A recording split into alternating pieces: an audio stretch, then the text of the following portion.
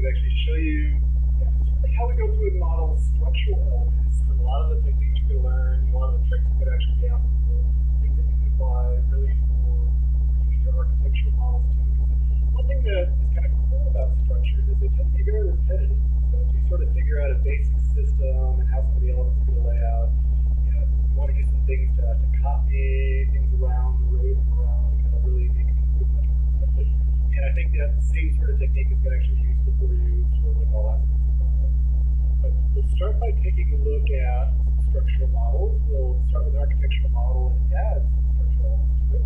Kind of walk you through the basic elements that you're probably going to need for your system. And we'll take a look specifically at that whole funny issue of really, if we have structural walls, how do we want to account for that?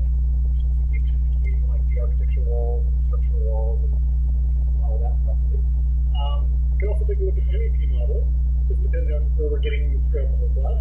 Definitely, but we're going to provide you the MEP model that we have from facilities management. So you don't have to model it, but for the class physics, it's going to be important to model. So we're going to give them structural happening. But I think it's important to now you have got generated. Exactly. There's all sorts of funny little layers of complexity. This is my gauge, this class is my gauge to understand how complex the model should be for 400 level class or components that you guys do so well and then increase complexity for the next victim, set of victims. And it's hard because we were, when I offered this course in the 570, we did a much bigger clinic building and hospital type of building, so complexity was much larger. But engaging is a little bit here. You tell me. So far so good, I feel like. Oh.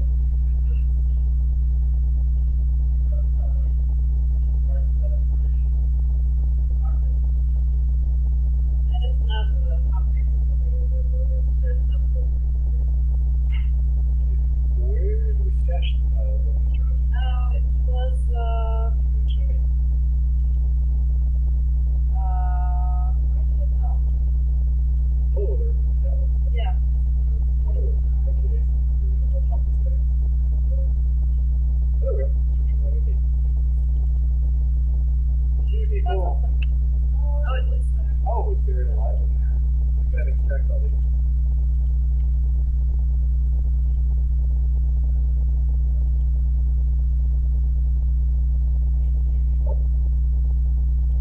Okay.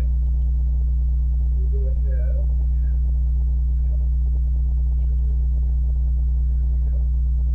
to the architectural model.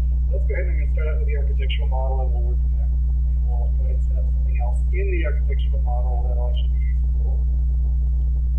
Okay, so I'm going to go on out to find your structure, downloads, and there I am.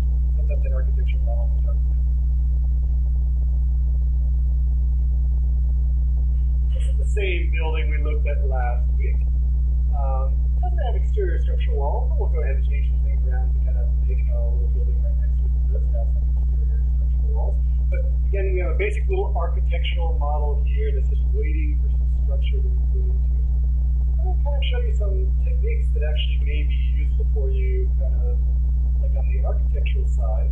A very kind of cool technique in a multi-story building, okay, where you have elements that repeat from one level to the next, which is actually an awful lot of the buildings that we do have that kind of characteristic to them, is that you can actually go through and copy and paste things from level to level very, very quickly. Okay? And I'll show you a real quick example of how we do that architecturally, but it turns out to be an incredibly easy way to go ahead and generate structure that really we can model things on one floor level and then copy and paste it up to additional floor levels and kind of like very quickly kind of replicate a building. So to demonstrate that, have this funny building, just to kind of give you an example of it. I'm just basically going to go through and actually I'll do it the other way. I'll take it that way. I'm going to unpin all those things. And don't worry about following along on this. It's just going to demonstrate something for you. But I just took the top of the building off.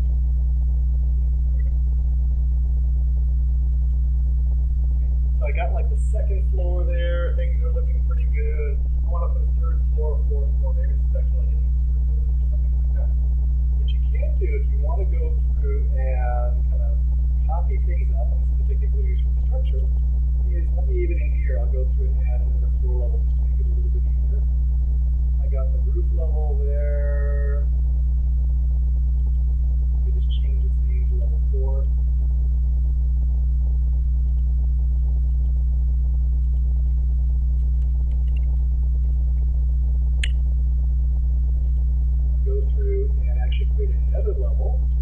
have some more to work with, make it a little more dramatic for you. Take that level tool and do some more offsetting. I always like doing that offsetting to create new levels. Where I'll set a 12-foot difference and I'll go above level 4 and create level 5. And I'll create level 6 in there, just so we have a little bit more to work with to demonstrate the point. Okay, so I have a bunch of levels. They're all kind of distance right now in terms of what's going on. So if I have that second floor level and I want to use it as the basis for the third and fourth and fifth level super, let's just go ahead and use it. That might actually save you some time. And it may be true that your third and your fourth and your fifth level are a little different. Maybe the windows change a little, maybe something changes. Everything changes a little bit. But a lot of things, like the location of the exterior walls, probably the core, where the elevators are going to be in the stairway, that stuff will probably pretty much be in the same place. And you can make these copies and then start just going in and making changes on the individual levels. It saves you some work. Go ahead and use it. Here's how I would do that. I've got my little floor levels kind of hanging around over here. I'll go back to the 3D view because that might be a little bit easier to do as well. What I'm going to do is I'm going to grab those elements on the second level. I'm going to do like a drag copy this way. The reason I'm doing right to left is anything that I cross will be copied as opposed to fully enclosing. I can already see there's some gunk in here. Some little things in the center of the stairways. Things like that aren't quite right, but this will sort of prove the point. And what I can do is actually use under the clipboard, there's a tool for copying. Okay? Very much like you do in Word or Excel or anything else, just copy all those elements from the clipboard. And you have the notion of pasting. Pasting in general is kind of okay, but you have to position things very carefully to make sure they all line up. And there's some really cool options here. One of my favorite ones is align to selected level. And what that lets you do is I can choose. Say, hey, I have all this stuff that I copied. Why don't I put it on level 3 and level 4, and maybe even level 5? And when you do that, say OK. It'll drop copies of that in exactly the same XY location. We'll change the Z for you. Okay. I'm off by a little. Okay. Looks like 3 got messed up somehow in terms of what's going on.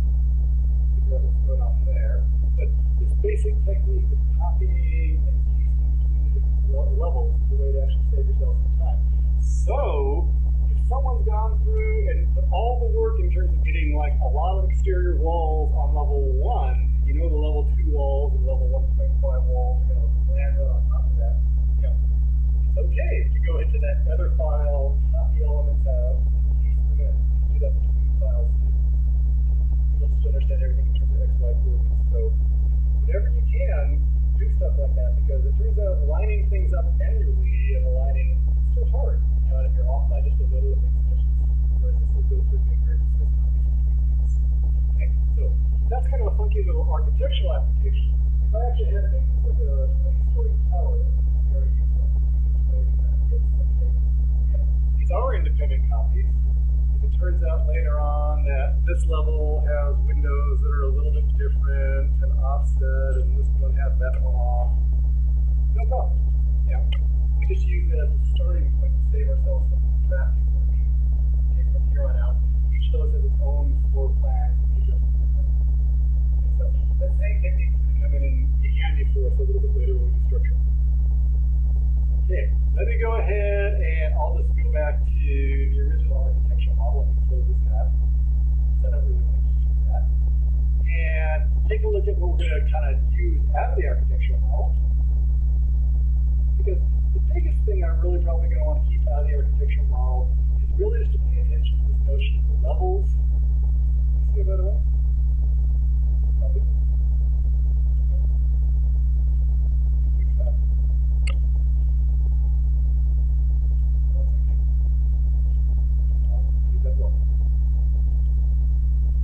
Go back and clean up some of these things.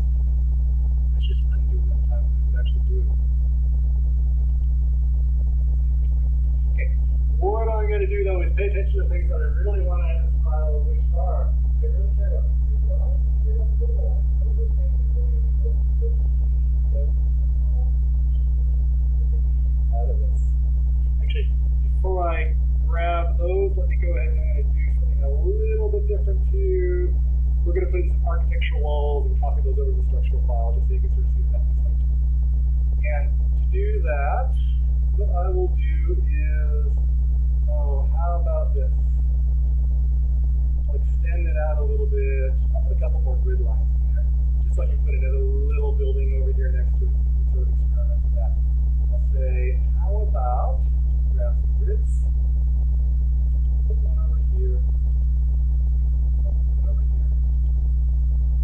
I'm just going to create another little building right next to a little concrete building, which will be sort of like your building with some exterior structure walls. So I'll take this walls. I'll go through and choose some types. Some of you guys are being really good in your architectural model in terms of starting to think about the different wall materials and what they will be. What I want to do in here, I got these generic ones. Retaining wall 12-inch concrete. What do I want to do? Start with this generic wall. I'm going to duplicate that though, because what I will say is that I actually want to make it a concrete wall. It's the inches. So I can keep track of what I'm actually doing that. And I will change its properties. I'll give it like a sort of concrete surface. Yours is actually sort of concrete with some sort of stucco surface on the outside. It's got a couple layers to it. But we'll do this just all like that. I'm going to place some walls in here now. Always pay attention to this one. I think some of you got in trouble with that one in terms of really what you want the location line to be. And I'm going to put the outside faces. There.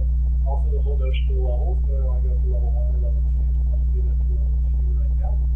There's some good shortcuts in here. I can draw this wall at a time. You can actually go through and just draw like rectangles and things like that. If that helps. I'll grab that. Okay. I've got a little concrete structure there. How about this? Just to sort of really understand what's going on there. Let's put a couple walls in, or windows in it too.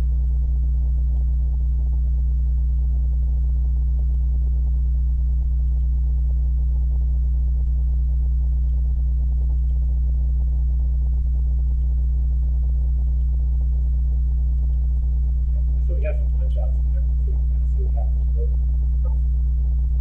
Okay, I have my architectural structure. I am ready to go ahead and start spawning off that like structural model that goes with it.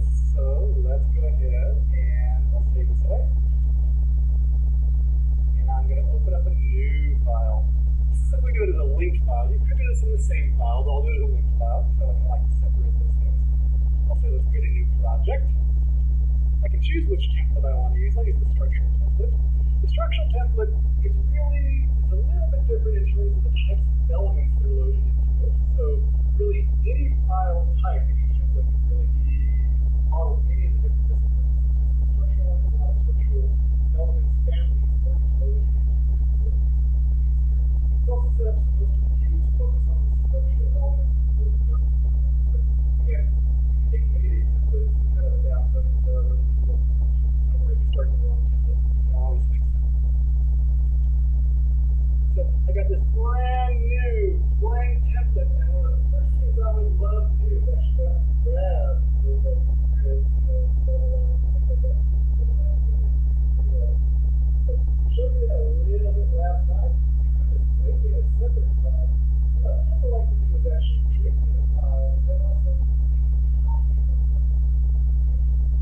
So copy it if other files available to me and have a local copy that I can use they'll always reference them. But if you link copy it and link to the file, you can set it up in a way that is on your screen. That's really useful because if anyone changes the grid line, the level line, the architectural file, or any other file, you'll be notified. And then you get the choice of either updating or giving them a call and saying, hey, what did you do? It sort of at least keeps an eye on things. So it's a really good way to do it. So how that works is, okay, I'm hanging around over here in my structural model. This is pretty good. Not much happening yet. What I'm going to do is actually clean it out just a little bit. I'm going to keep level 1, but I'm actually going to take level 2 out. And the reason I'm going to take level 2 out is I'm about to copy in a level 2 from another file, so it's almost sort of easier to get rid of the first one and copy the new one in, as opposed to having 2A and 2B and having some original text.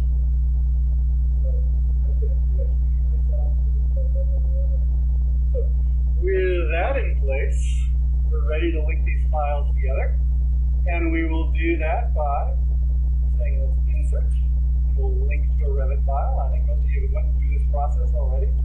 I'll get that structural model. Again, always watch out for this one. This is the one that always gets me in trouble because I go by too quickly. So just origin to origin to make sure that that knowing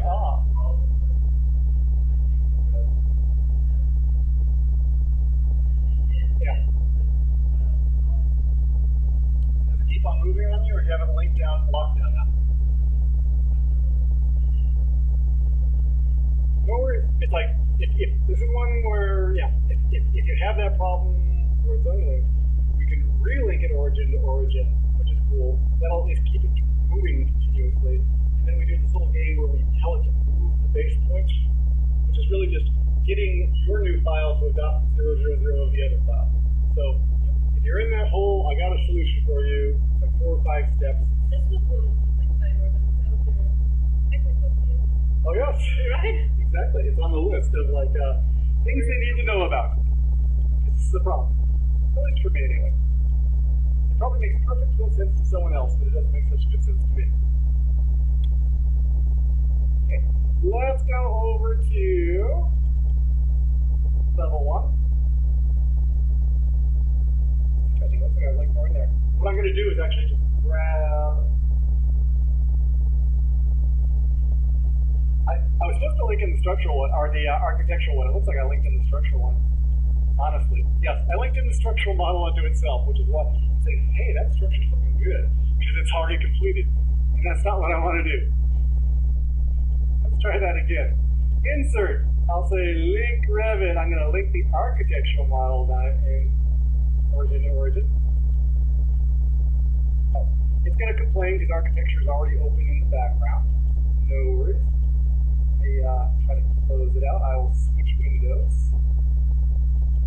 If I get to the architecture, I don't really want to open. Okay. And now I will link Revit, point it to the architectural, origin to origin, say OK. Open. Okay. So let's pause there for a second, give people a chance to catch up. See if you can get a new structural model open. Link in that architecture model. Get out of there. Kind of surveying the room when you're sort of there, kind of look up and nod or something like. What are we doing? Most people kind of got something open that we can copy. Yep.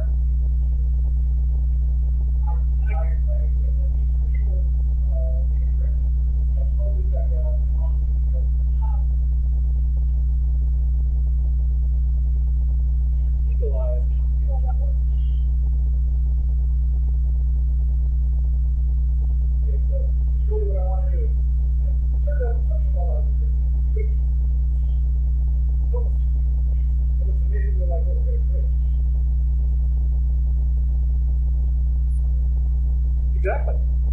You link in a completed file, it takes care of everything. Okay, once you have the file opened up and you want to copy, here's what we got to do.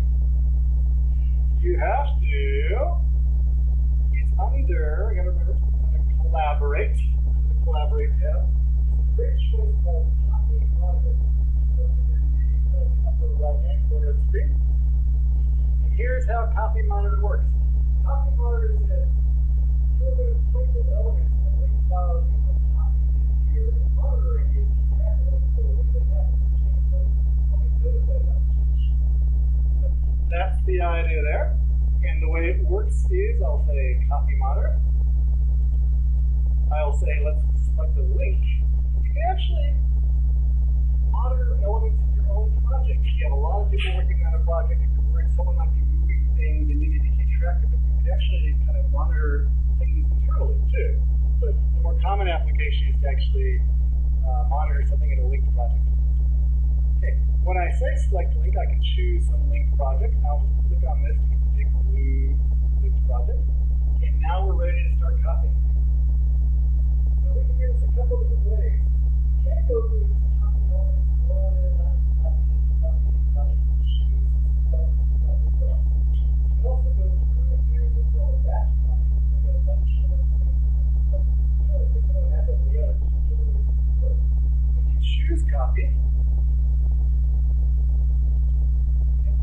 the choice down here of multiple.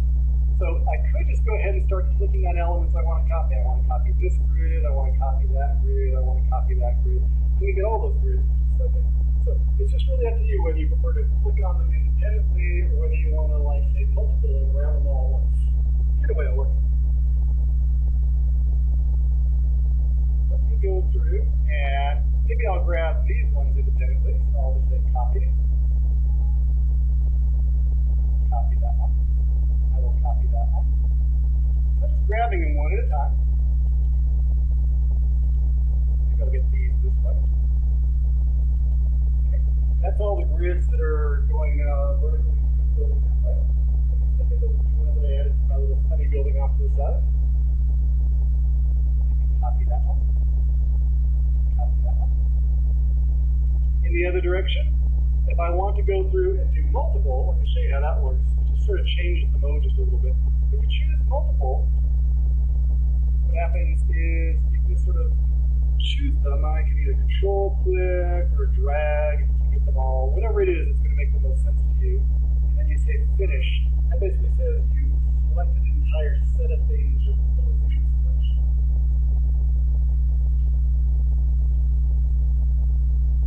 When you get all done with that, I'll go back to the copy monitor tab and I'll say finish. And what's going to happen at that point is now I have all the same grids that were the architecture file, all the structural file. I think a lot of you are already through this. So you already are super. Don't have to worry about going back again. Just one way to say that.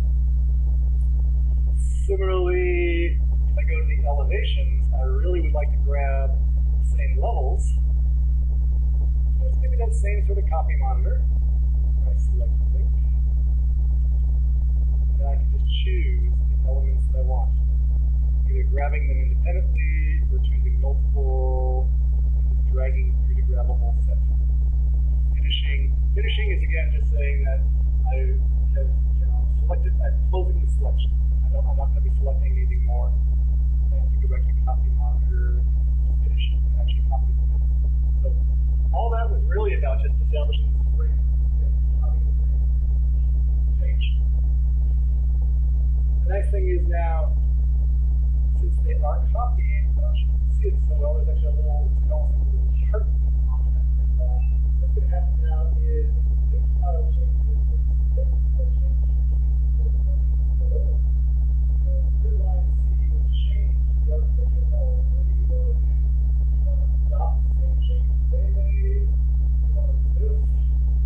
Keep where you are? You want to throw that on a list of issues to go on later? You want to do that. That's what's useful there. Let me come back in. Let me take a look at some 3D. I thought I had my little building in there. Maybe not.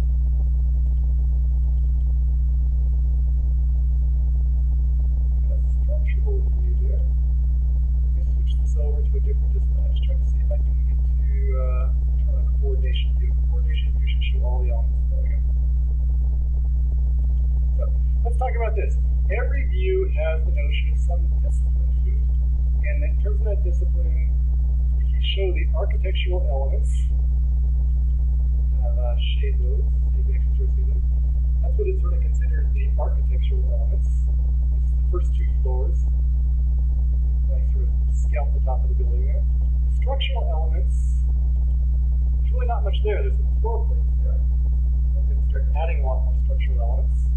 You can actually show all the MEP elements, mechanical, electrical, plumbing, or you can turn on coordination. Coordination actually shows you a superset. It shows you a little bit of everything.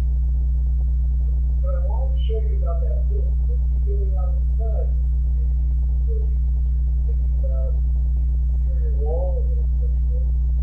Not these walls, along with windows, already architecture drawing.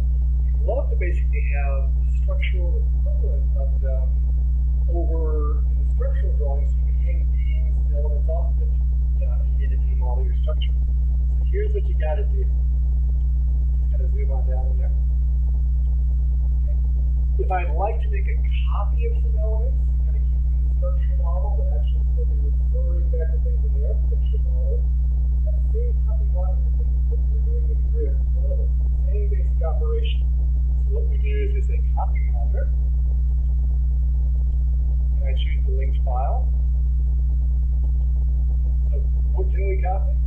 can actually go through and copy these walls. But, hang on. Options. That should be good.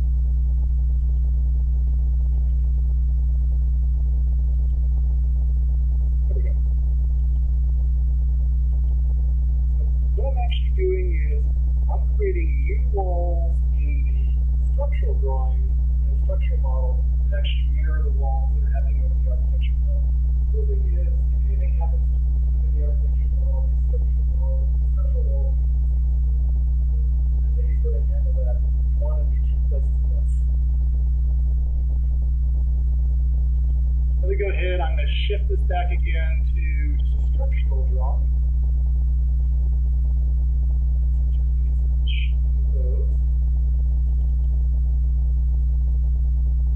Showing the walls. Trying to get them to show up so I can see them all the time. I must have to keep coordination. It's interesting that although they're walls, it still thinks them as walls, but it's considering to be an architecture category. So I guess in order to see those, I'd have to go through and use some coordination. I can't hang things on them.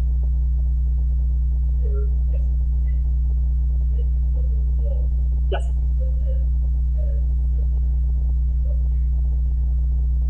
Oh, to make a structural wall instead? That's a very good question. It's if I choose that and I cut it down, I turn on the structural property right there. Sure. Sure. And really, the only distinction is really this checkbox, and then really what is enabled for it. See that when you turn that on, you get the issue about the rebar cover and whether to be included as part of the analytical model for doing structural analysis. So you actually may be right on to what we need to do in order to make them show up. I'm just making them all structural. Okay, these are the ones that are in the structural model. Kind of copies. Let's take a look at that. See if that actually did what we wanted to do. And voila, I think you're actually in good shape. Very good. So that's really the only distinction that we had to do is we had to go through and just go through and make them structural. That made them show up in the structural drawing as opposed to being architectural walls and structural style. So that is kind of something that actually the window kind of came with it too.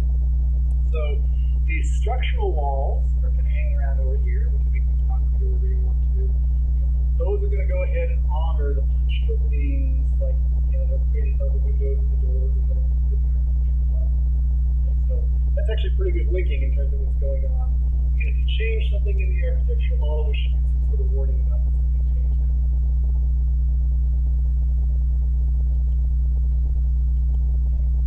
So that's just sort of getting ourselves all set up. Well, let's actually go through and do some modeling.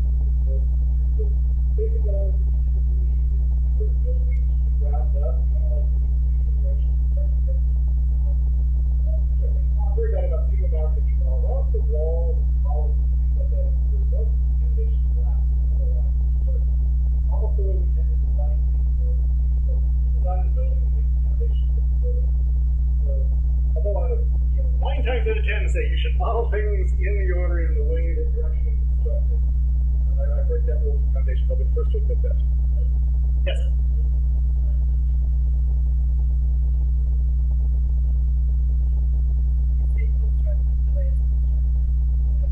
Usually I say mirror the construction process, but the foundations almost always, well, not always true. Usually your foundations will match your structure. Every once in a while you're given a foundation. This is the pad, this is all you can build to, and you have to build a structure to that pad. But it's one of the weird things that sort of violates the rule. Okay, so with this intact, let's go to level 1 and take a look. Now, I am looking at that, that architectural model still kind of hanging around in there along with the grid. I prefer not to watch looking at that right now because it's got clutter and I keep it hanging around. I like the thing, but I just don't want to see it right now. Okay, because I'm not really focused on construction on it. The way you can do that is under Manage, where you manage your links. You have that thing loaded right now. Just go ahead and say unload. We can also control this just as a visibility thing. We can say just don't show it. There's two ways. I could unload it. That takes it out of memory. That way, if you're working on a very big building and your machine's slowing down, there's so much data it's trying to process, it just frees up the memory so you're not kind of congesting things. I can unload it right here. That's one way to do this. I can always reload it later. Okay, and that'll get me down to only the elements I want to do.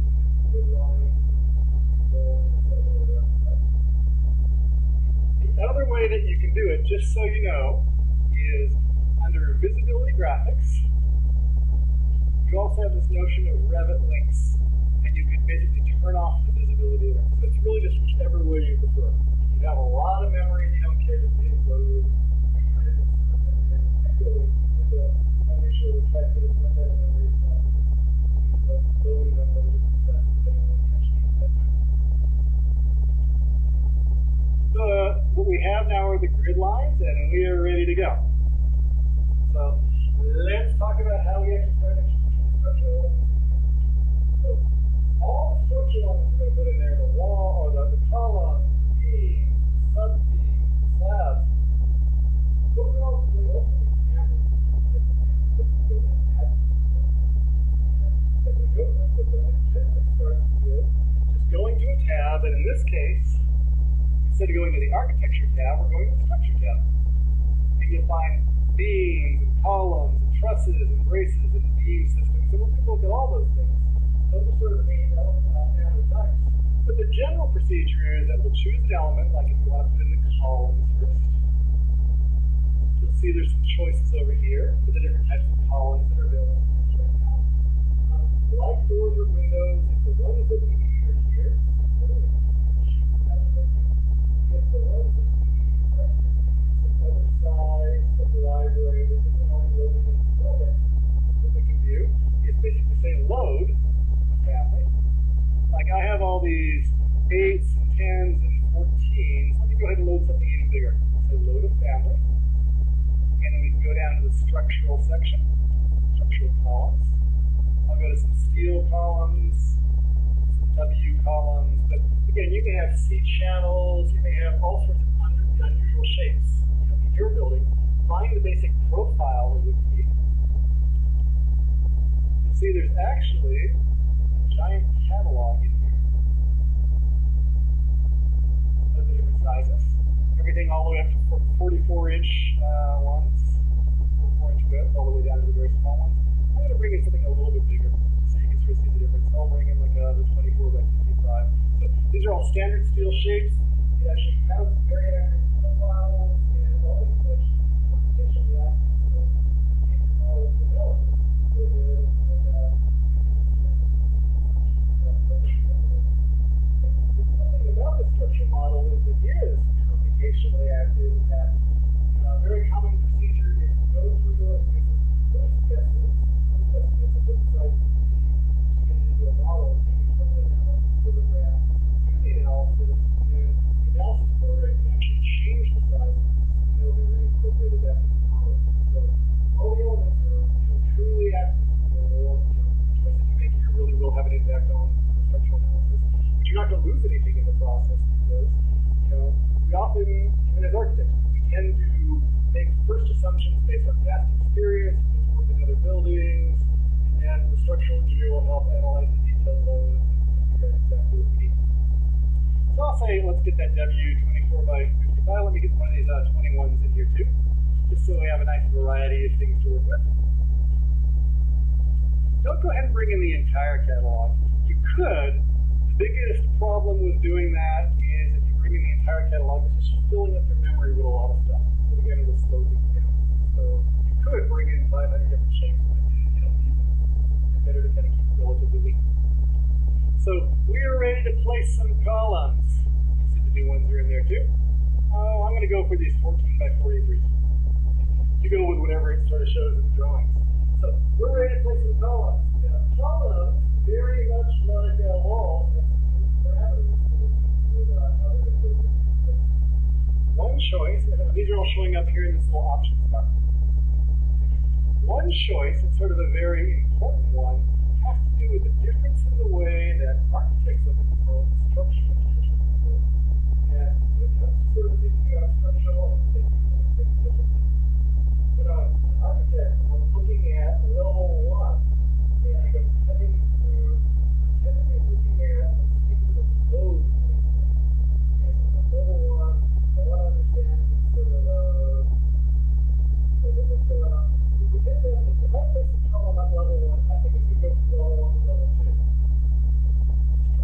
engineers, when they're doing their drafting and their plans, if you put a column at level 1, it will be from level 1 down up to level 1. So that's what this first choice is. It's really just, doesn't really matter. You go either way. As long as you're going to call it from level 1 to level 2, you put it on level 2 down, or you put it on level 1 up. Either way is going to work. Just understand, if you're starting to place things in there, that may be one place where you're getting in trouble, or it's just hiding something. If you think you're putting above level 1, it's actually putting it in space. Just watch out for that. Okay. I'm going to put them in by height as opposed to depth, just because that's the way I think about the world. Okay. In terms of the height, they're going to go from level 1. I'm going to just bring them up to level 2. You could go ahead and put some fantastic column all the way from level 1 to level 6. And that would be a really quick thing to do from a modeling standpoint, but it wouldn't be very accurate. It's very, very uncommon to have a column that's really spanning so many levels. Maybe you have columns that span 2 levels. We do that sometimes for construction needs.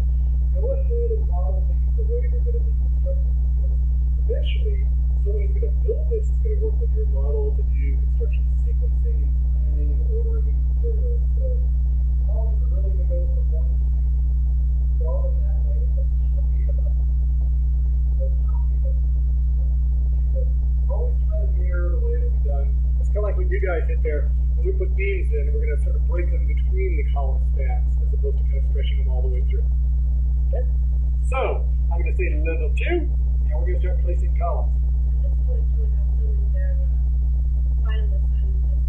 They have to Oh, exactly. Yeah. If you do it right, it will make your 4D sequencing so much easier.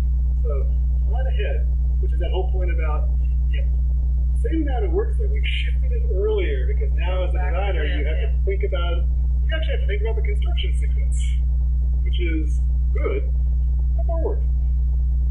Okay, I'm ready to start placing some columns. I can just kind of pop it over here, find that grid intersection, and drop a column right there.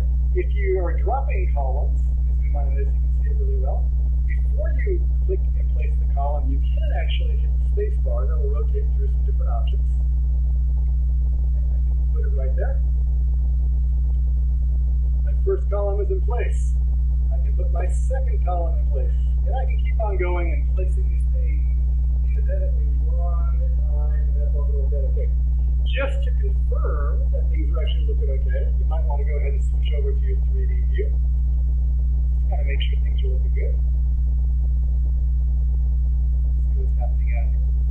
A zoom to fit, that's ZF. Little shortcut. I got some little columns kind of hanging around over there. You might notice the little columns over here even have little red and green and different sorts of connections with information to do with how to connect a connection or a moment connection. And we can kind of just keep on putting more columns in here. As you place your columns, they're really just elements. You can click any one of them and see that it's going from level 1 to 2. You can change its type if you want to. If it turns out that needs to be bigger or smaller, that's okay. Just go ahead and make the appropriate changes there. But they really are just elements. They're just different building elements for your work. So, as you go ahead and think about putting all these columns in place, you might be saying, okay, I got a whole lot of columns to put down here. I better get going. I'm going to put them one at a time, go dropping them in here, and all of this. It's not going to work. That would be perfectly okay as a way to do it. But let me show you kind of a slightly better way. Because there's always some sort of better way, and as we think about things, if you find yourself doing anything 4 or 5 times very repetitively, I bet you there's some sort of shortcut that'll make your life a little easier. So I'm going to show you what we have available in options. We have this whole option about vertical columns versus slanted columns. That can come in handy in a little bit. I don't think in your building we have very many slanted columns. Some architectural designs, that can be a very useful feature. We won't worry about that just yet. We have this choice over here of multiple at grids or at architectural columns. And that grid has to be kind of intriguing.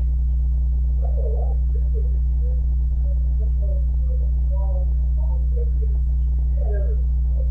Yeah, boy, it sure would be handy to go through a lot of columns at every grid intersection. Okay, let me show you how that might work. If you choose at grids, puts you to a special special little mode now where it's basically going to want you to choose grids. So I can say, I want that grid. I'm going to control click to get that grid. And so far I'm not seeing a whole lot of columns. If I get an intersection, you'll actually see the columns are starting to show up. And this is suggesting to you, if you say finish right now, this is where I'm going to put the grids, or put the columns. So I can just go ahead and choose all those.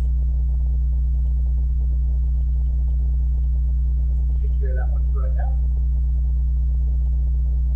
Now you might ask what to do about these lonely two rows up front here. I already put a couple columns over there. I could go ahead and knock those out first before I get started. Often what I'll do is I'll just include them now. Okay, then there'll be two columns there. I'll go back and delete them. So watch out for that if you sort of put some things in manually and go through and do a quicker shortcut. So when I say finish, you'll see really quickly I'm going to get a whole field of columns. And now, of course, these columns, I know these two. I think those are the two that are doubled up. Although I wonder, I'm going to be very surprised. 2014 may have actually gotten smart about not putting them all in the same place again.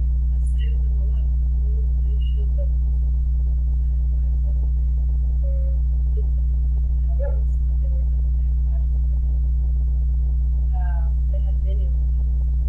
The things are right on top of each other, and you can't even see it because they're just perfectly aligned with each other. So I think it actually got a little smarter. I'm checking that to make sure, but it doesn't seem to have put them in there twice. Which surprises me. Okay, now, although you've generated them so quickly, you can still go through and adjust them. If these ones on the outside, actually they tend to be the smaller ones. It's probably the ones on the inside that are a little bit bigger. And we can choose you. Category selected. Fine. A little bigger.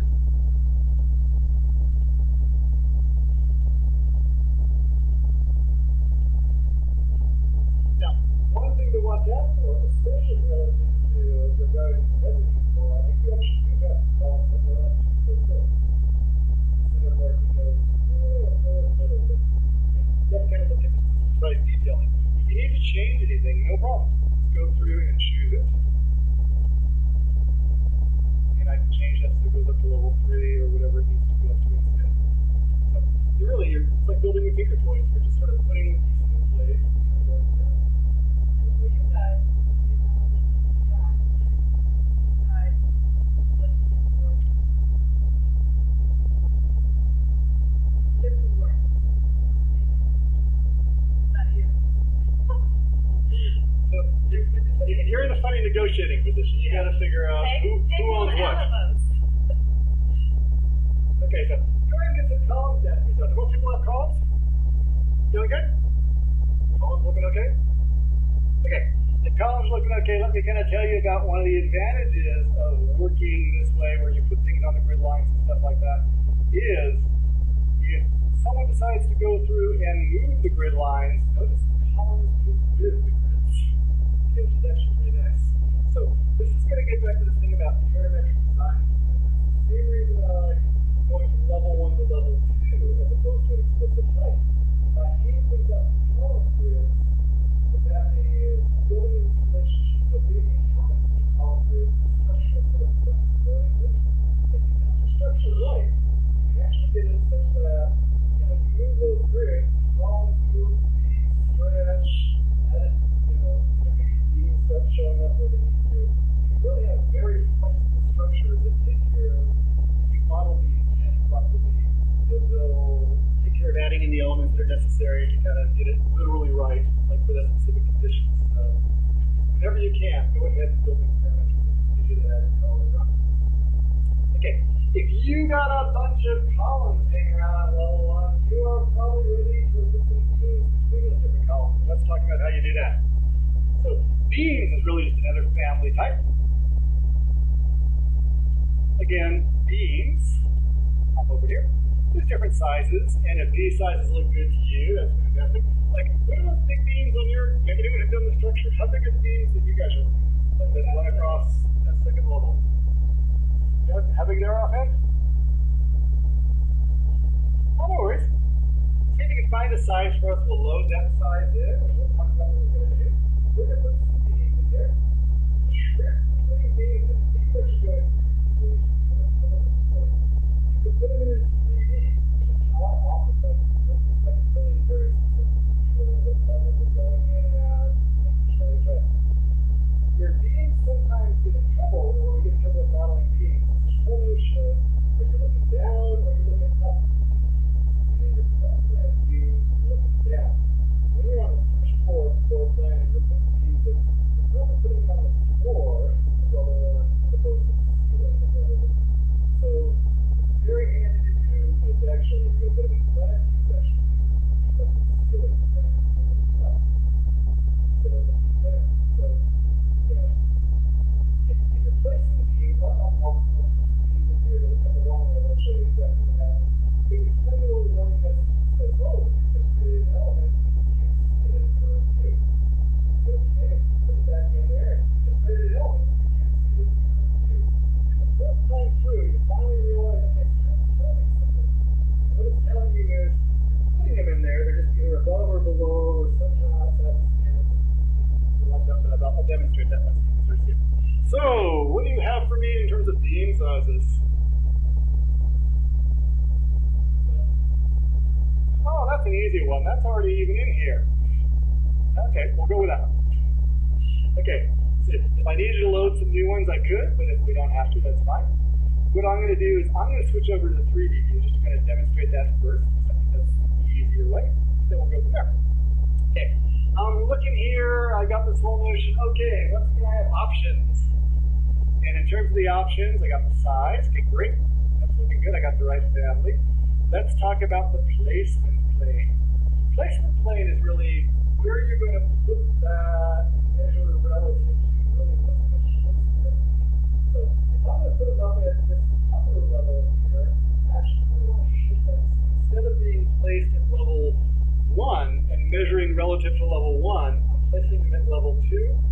So I could think of that as either being level 1 plus 12 feet, or I could think of it as level 2 and spread at 0. The advantage of thinking about it as being at level 2 is that if level 2 moves, the beams will follow level 2, where level 1 plus 12 feet wouldn't move. So better to anchor things to the level that they really belong to.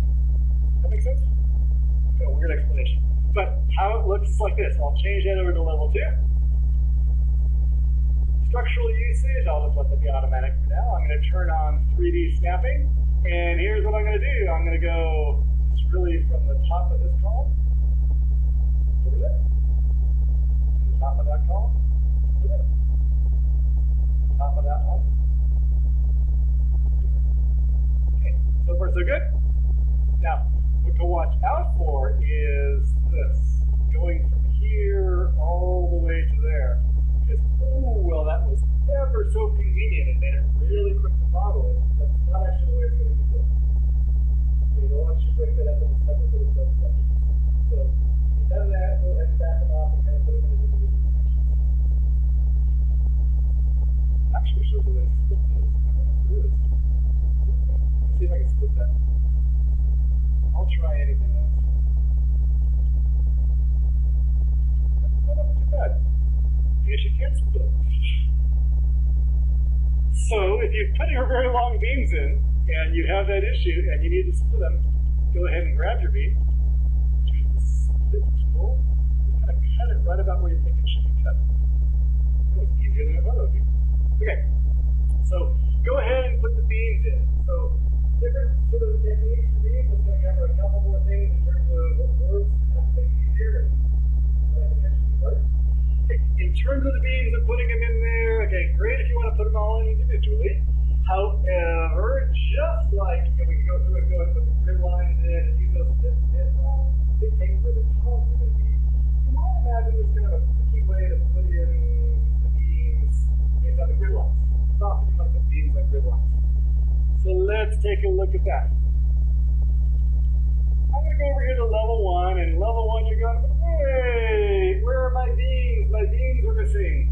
wrong here. There's a problem. Okay, so the reason there's a problem, the reason you're not seeing any beams is the way the views, my views are dictated is that 4 foot 6 feet of frame, and you're looking down. So the views that are that right. We got to do one of two things. We either have to go up to level 2 and look down, or we have to create a view from level 1 and looking up. Either one's okay. I'll show you how to create one that's at level 2. We will go to the View tab. I'll say I want to create a new floor plan view. There it is. I can either create a floor plan view, and it says, well, great, you want to create a new floor plan view. Which levels would you like to create floor plan views for? And I'll just put 2, 3, and 4, since I seem to be missing those.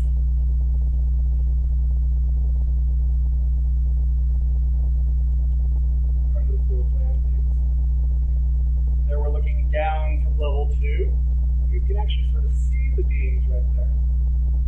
The other way to do this is to do a reflected ceiling plan. Look it up. Let's just show you that. Just so you have everything in your repertoire.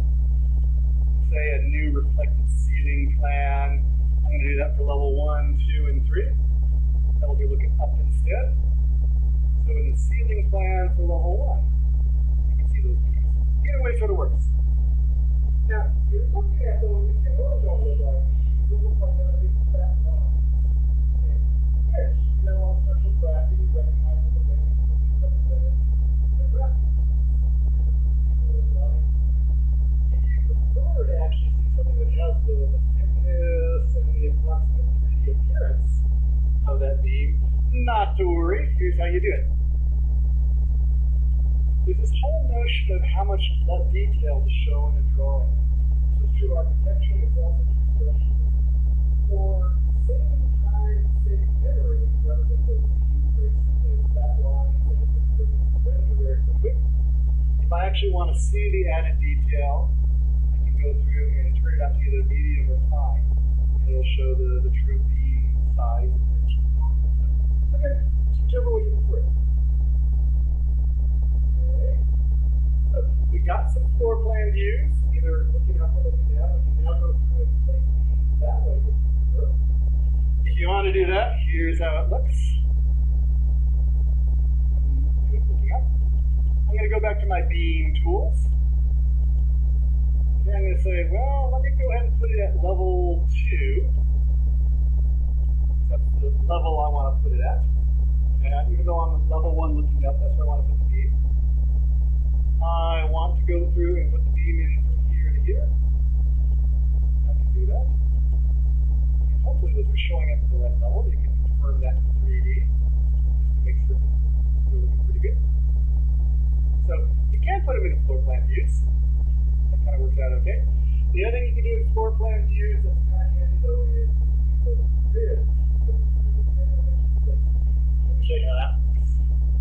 Okay, so you got this beam tool, and kind of like there were options for placing things multiply on the columns, there's also one for placing the beams. This one says on the grids. Let's show you how it works. You choose that as an option, and you pretty much go through and choose the size. You can say, I want that grid, and that grid. Oops, what I have to do is control click to get multiple ones. And when I say finish, it'll place beams on all those grid lines. Okay, do the same sort of thing with the intersections. So, just sort of a very quick way of placing those things. But now you're saying, hey, all of a sudden now, this whole notion of grids and how grids are really a reference point or a system of referencing the entire building, they're starting to really make sense. Because if the grids really determine where the structural elements are, the beams, the columns, all that's hanging together, if you put the grids in place, you get a lot of mileage out of that in terms of getting things where they need to be. Yeah, and this, it looks like it worked for the columns, but it didn't work so well for the beams. Okay. What's happening here is down here at the bottom it says they're identical.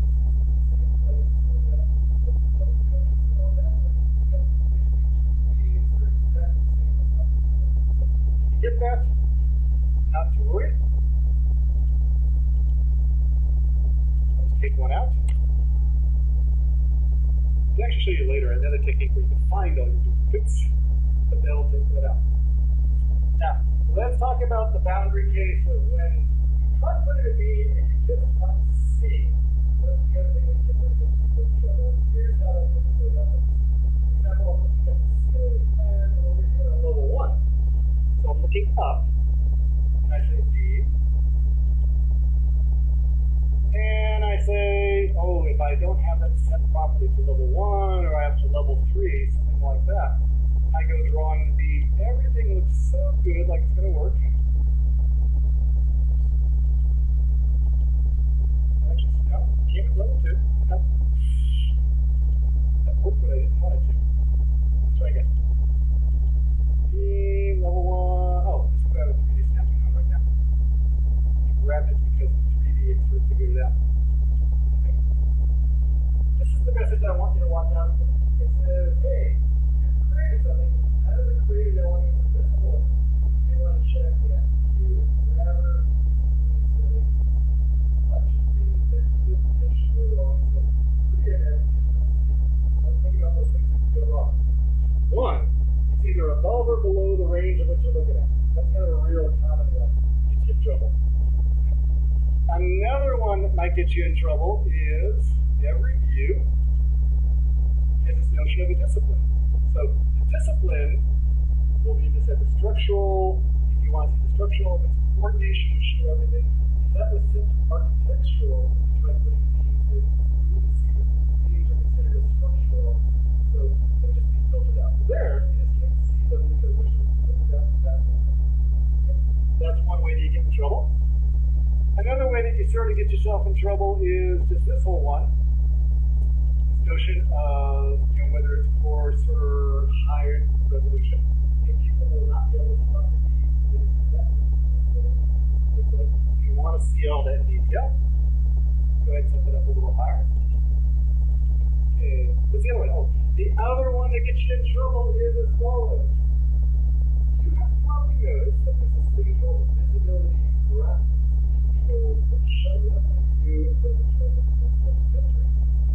And in a lot of the architectural things that we get started, the whole notion of structural framing turned off the category. It is filtered out. One of the choices that you can make. And where that shows up is there's visibility graphics. Every view has this choice. And there's all these different categories you can choose what is and isn't shown. And structural framing is where beams live. If that happens to be turned off because you started with an architectural view, again, you're going to be placing them. So what do?